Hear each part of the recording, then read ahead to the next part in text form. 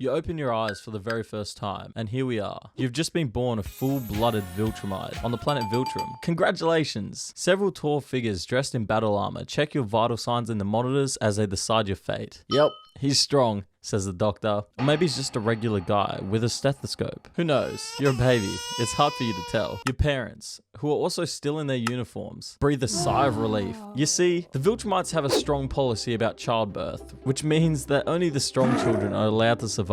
The rest are, well, don't worry about the rest. This means that you get to go home to your parents, but Viltrumite babies don't really get to watch Cocomelon with their stuffed animals. Instead, they place you in a gravity chamber 4 times the strength of Earth, where every muscle in your tiny body is forced to adapt to intense pressure. Your cries echo off steel walls as you try to lift your head, but no one comes to comfort you. On Viltrum, weakness will never be rewarded, even as a baby. Now that you've made it to 2 years old, you're already showing signs of the power within you. The average fully grown Viltrumite can lift at least 400 tons, but as a toddler, you're not quite there yet. Your quote-unquote toys are really just heavy-weighted blocks, and you're doing pretty well with them. You've also started showing signs of levitation already, which means your fight training begins immediately. Your parents watch your progress like hawks and carefully measure each metric to make sure you don't fall behind. They don't help you up if you stumble. Instead, they watch from a distance with their arms crossed as you struggle to get back onto your feet. A true Viltrumite stands on their own, always. Thanks, Dad. Everyone in this species are raised as warriors from birth, so Viltrumites have no comprehension of what genuine parental love is like. Now at 5 years old, you seem to be holding up well so far, so it's time for you to be thrown into the Juvenile Combat Initiative. It's full of other kids your age, but this isn't a playground. It's a battlefield for children. Basically, just a toddler fight club. On your first day, you're matched against a boy named Laro, who's a little older than you and twice your size. There's only one way to win these matches: incapacitate your opponent. Good luck out there, kid. As the match begins,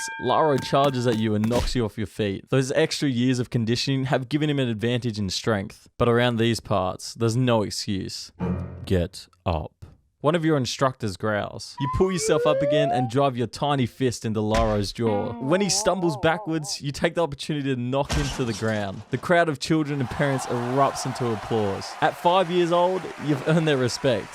For now, the Viltrumites believe that they're the most superior being in the universe, destined to rule over everyone else. So every part of this society exists to breed the perfect soldiers to feed this galactic takeover. Your first day of school on Viltrum is pretty straightforward. Every subject ties back to the Empire's ideals. History class only exists to glorify past conquests. Science focuses on weapon development, and even mathematics is taught through the perspective of warfare logistics. Your PE class is really just combat training with a side of cardio, and every failure is punished. You better be perfect, kid, or you're not going to make it much longer. School still has some memories that'll stick with you forever though. In history class, you're now old enough to learn about the events of the Purging, when Viltrumites culled the weak from their population to ensure only the strongest survived. Hundreds of thousands of years ago, before they set off to conquer the stars, Viltrum was rocked by a horrific civil war. This war began when Viltrumites that valued strength and believed in their natural superiority got together and decided to kill all the weak members of the species. Anyone who opposed them or were deemed unfit were executed in a global bloodbath called the Purging. Years later, the planet lay in ruins and half the population had died, but at least the weak had been eliminated. From that point on, Viltrumites adopted a brutal doctrine of eugenics, meaning only the strong were allowed to survive on Viltrum. Viltrum was rebuilt by its superhuman population. A planet targeted for assimilation would be offered a chance to willingly join the Empire in patronage. Those that refused were destroyed by an army of flying supermen. It's a tough lesson to swallow as a kid, but it's important to your survival that you understand. You may no longer be a baby, but it's never too late to abort you. Now at 10 years old, your training escalates. You're sent on your first observation mission to a freshly conquered planet. As you fly down, the air is thick with the scent of burning rubble, and the skies are black with smoke. Villages burn and cities lie in ruins. You follow your squad leader, a towering figure named General Korath, as he surveys the aftermath of the conquest. He sets your squad down by the captured rebels kneeling in chains, with their heads bowing in defeat. Korath points at the prisoners. Decide their fate. he says with a voice devoid of any emotion. Whoa, whoa, whoa, whoa, whoa, what? Why does this have to be on you? Your heart pounds as you look at their terrified faces, but you know all too well that hesitation is dangerous and a form of weakness. With trembling hands, you point to the execution squad. Korath nods, and the prisoners are no more. That night, for the first time and the last time in your life, you lie awake, haunted by the memory. Don't get used to it though, because we don't do guilt here. At 15, you're given your first solo mission, leading a squad to raid a rebel outpost. It's a relatively small operation, but it's a test of your leadership capabilities. And you better be able to pull this off, because you remember what happens to failures. It's on a nearby planet, and you get there the same way anyone else on Viltrum gets across the galaxy. You don't need rockets or teleporters. Viltrumites can fly through space and hold their breath for several weeks. They also move at incredible speeds, so hopping in a spacecraft would just be inefficient. Your team descends on the outpost, but things go wrong almost immediately. The rebels are better armed than expected, and the simple skirmish devolves into chaos. You manage to turn things around and complete the mission by destroying their outpost, but not without a cost. Several of your squad mates are killed, with their bodies left behind as you retreat. When you return to Viltrum, the loss of life is glossed over. A victory is a victory, your instructor says, patting you on the back. What a wholesome life lesson. At 16, the accumulation of everything you've ever trained for arrives. The Viltrumite Trials. Without exaggeration, it's the biggest event of your life. These aren't ceremonial rites or symbolic tests. They're brutal challenges designed to weed anyone out who doesn't embody the Empire's ideals, and anyone who is deemed weak. Failing here doesn't just mean humiliation.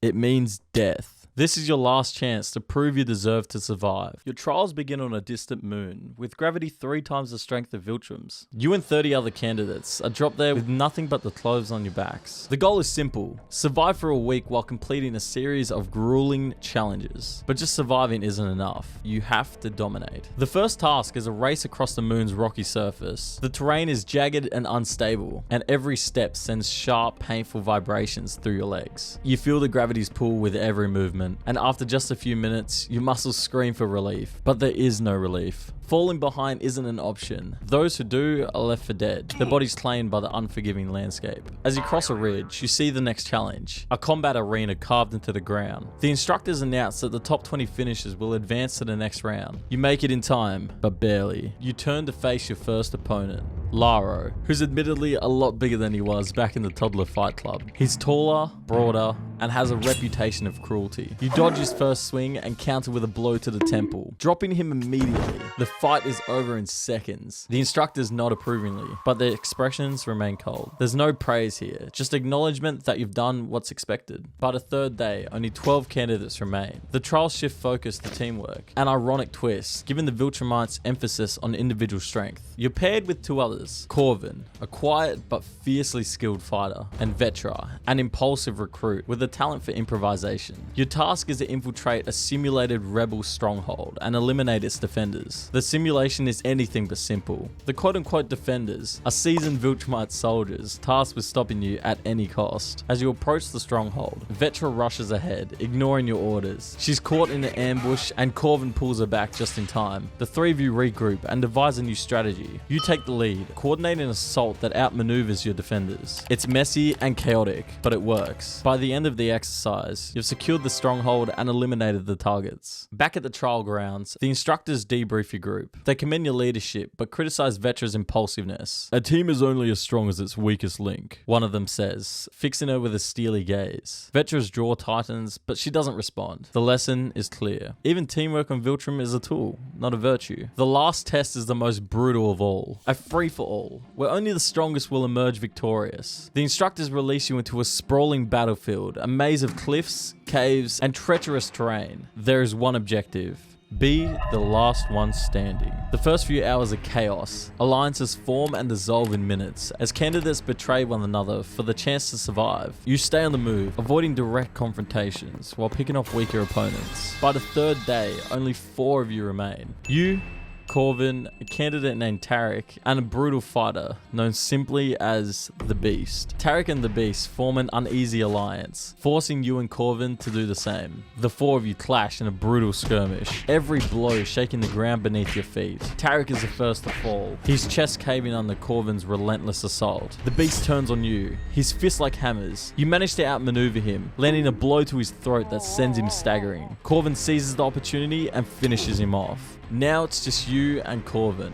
For a moment, you hesitate. The two of you have fought side by side, saved each other's lives, and forged a bond in the heat of battle. But bond means nothing here. With a swift, decisive strike, you knock him unconscious. The instructors declare you the victor. When the trials are over, you're one of the only 3 candidates who survived. You're bloodied, exhausted, and battered, but you've proven your worth. The instructors present you with the insignia of a Viltrumite warrior, a simple emblem that carries the weight of everything you've endured. You've earned this, one of them says, their tone as cold as ever. Don't make us regret it. By your mid-20s, war has become second nature. Every day feels like a repetition of the last. Descend upon a planet, crush its defenses, pacify its population, and move on to the next. The galaxy is vast, and the Viltrumite Empire demands total dominance. You barely have time to process one battle before you're thrust into another. You also now have a mustache, and so does every other Viltrumite man. It's legally required by the government that all men have a mustache, kind of like Australia. By your 40s, the cracks in the Empire's facade become harder to ignore. The conquests continue, but the resistance grows fiercer. Rebellions that once took days to crush now drag on for months. You stopped aging years ago. The older you become, the more powerful you grow, and the slower you age. You can live for thousands of years. In your 50s, you return home from that week's conquest after receiving word that your father has died. The official report says he passed during a training exercise, but whispers suggest something darker, an act of defiance punished by the Empire. At his funeral, they didn't mention anything about his personal life, only the things he did to serve the Empire. They just relive his glory days as a military leader. The doubts that have plagued you for years resurface. Was he truly a loyal servant of the Empire?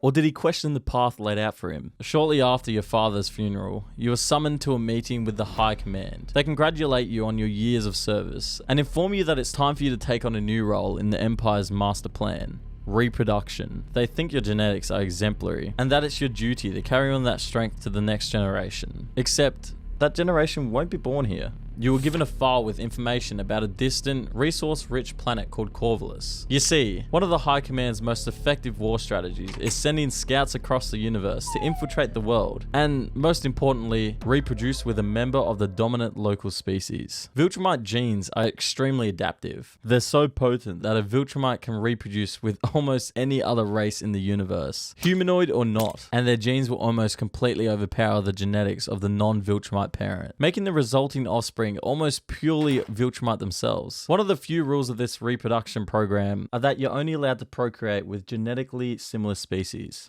The more naturally compatible the mate's race is, the sooner the offspring will inherit all of the standard Viltrumite abilities. Humans of Earth, for example, are so genetically close to Viltrumites that a human Viltrumite hybrid is nearly identical to a pure-blooded Viltrumite and will eventually become just as powerful. But why are they doing all this? To create more Viltrumites and take over that planet. Looking at the file, the population of Corvus is humanoid. Very good. And the world has been deemed a prime candidate for genetic integration. Your mission is to establish yourself among the Corvans, produce offspring, and solidify Viltrumite influence on the planet. At first, this feels like a break from the endless battles. Go live a normal life and start a family? For a guy like you, that sounds almost too easy. But this isn't about building a family. It's about the Empire's agenda. The children you father won't belong to you. They'll belong to Viltrum. When you arrive on Corvus, you see it's quite beautiful. Not that you'd ever admit that. The Corvulans are peaceful people, and their culture is centered on art, community, and harmony with nature, which is pretty different to everything you've ever known. Your initial interactions are all very calculated and designed to gain their trust. You present yourself as a traveler, seeking refuge. It's a pretty good play. When it comes to Viltrumite infiltration, it's one of the oldest tricks in the book. Over time, you integrate into their society, forming bonds and learning their ways. Despite your mission to destroy them from the inside out, you can't help but admire the Corvulans. Their values are so different from the Viltrumite agenda. Years from now, your people will come in to either conquer or destroy this planet. But for the first time in your life, you begin to experience peace. Eventually, you fulfill your duty and form a partnership with a Corvulan woman named Alera. Viltrumites are taught from an early age to view their mates as nothing more than tools for breeding or combat purposes. Yet, you're beginning to see Ilera as much more than a pet. Together, you have 2 children, both of whom inherit your superhuman strength and resilience. Raising them is unlike anything you've ever experienced. For the first time, you understand what it means to nurture and to protect. Yet the Empire's shadow hangs over you. You know that one day the High Command will call for your return, and your children will be expected to join the Viltrumite ranks. That day finally comes, and the High Command praises your progress and orders you to return to Viltrum with your children. But can you do it? That night, as your family sleeps, you make a decision. You contact the High Command and inform them that you've encountered some unforeseen complications. It's a big, fat lie, but at least it buys you time. Over the next few weeks, you prepare. You teach your children how to harness their abilities, instilling them in the values you've learned from both Viltrum and Corvus. You know that when the Empire finds out what you've done, they will come for you. But for now, you're giving your family a fighting chance. The Viltrumites finally arrive, led by an aged and battle-scarred General Corvus.